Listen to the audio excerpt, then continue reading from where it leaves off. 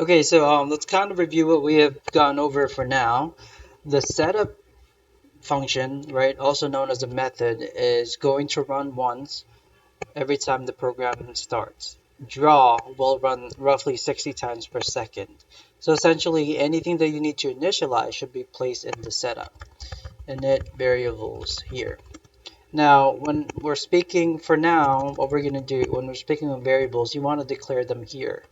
Declare variables. Declaring a variable means you need to write something like this, right? Ball x, ball y, ball radius, ball vx, ball vy.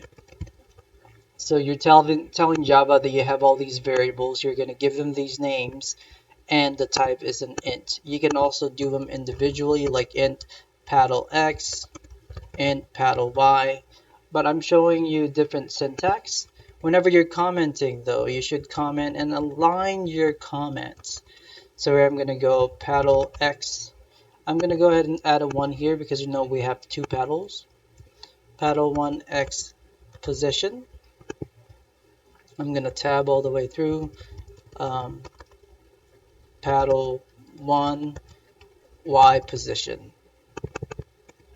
All right, so then in our setup is when we initialize the variables. These are the variables, they've been declared. Once you have declared a variable, you don't do this again, right? When you're adding the data type, that's only when you're declaring. So here, use variables. Do not redeclare. So here, I'm just going to call upon the variables by their name. Ball x is equal to 100, ball y is equal to 100. This is known as an assignment, right? Assignment is done through one equal sign. Let's do a couple more. Ball r is equal to 5, ball vx is equal to 3, ball vy is equal to 3. So now that I've assigned them, I can call upon my drawing functions. Draw functions here, and then update variables here. My draw function for a circle is the ellipse function that takes the center, ball x, ball y, and then ball radius times 2, which is the width, ball radius times 2. So for an ellipse, it's a little different from a rectangle because of the fact that the center is actually the center of the ellipse. And I'm sorry if I've said that it's at the top left. That is only for the rectangle.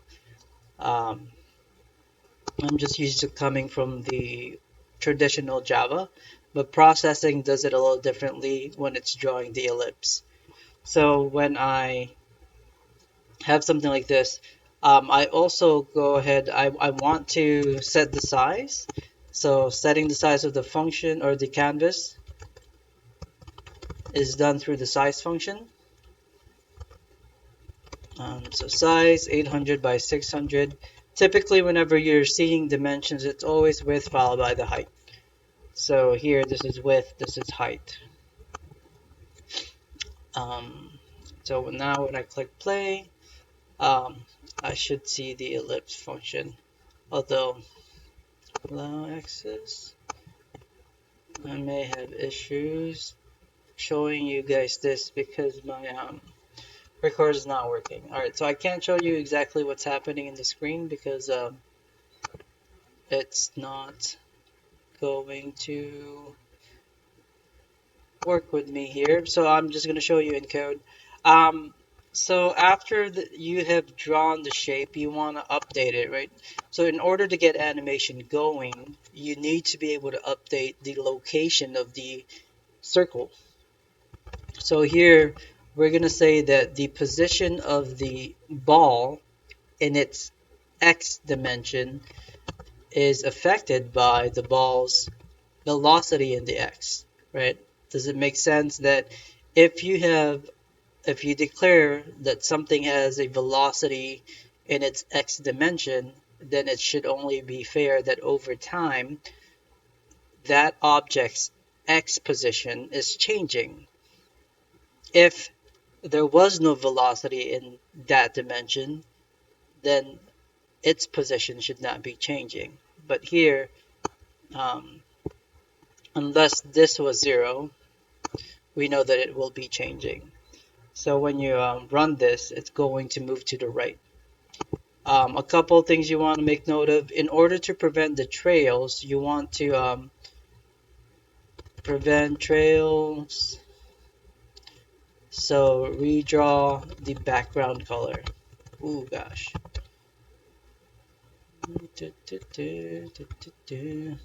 So we're going to go background 255. Now the newest thing that we learned are control. So essentially on the rightmost side of the canvas, we want to make sure that if the ball, because it's updating its position, if it ever passes a point where it gets all the way to the right, right? Now you're thinking in terms of like the that's some sort of, I don't know, it's an interval or an axis. If it ever hits a point where it passes that value, then you want to reverse the direction of the velocity in the x. So we do that with an if statement. So we're going to go, hey, check the position of the ball, specifically the x position. If it's ever greater than or equal to 800, then the velocity needs to flip. So ball Vx is equal to negative ball Vx. This is just a way to flip the direction of the velocity. So if the ball is going to the left, then ball Vx is some negative quantity. And so if you take the negative of a negative number, it would then switch to positive. And so that's about it. On your own, though, you need to realize that the ball needs to be able to detect the top and bottom of the screen. That's typically where it needs to bounce off of. The left and right, while it's crucial to have the setup for the if statements, what you'll have inside of the if statements, right, will be a little bit different because you want to be changing the score rather than changing the direction of the ball. The reason for this is because, of course, that is how Pong is played, where if a player fails to hit the ball with their paddle, then that means that the person on the opposite side of the game will then, of course, get the score. So that is a summary of what we've done in the past few days.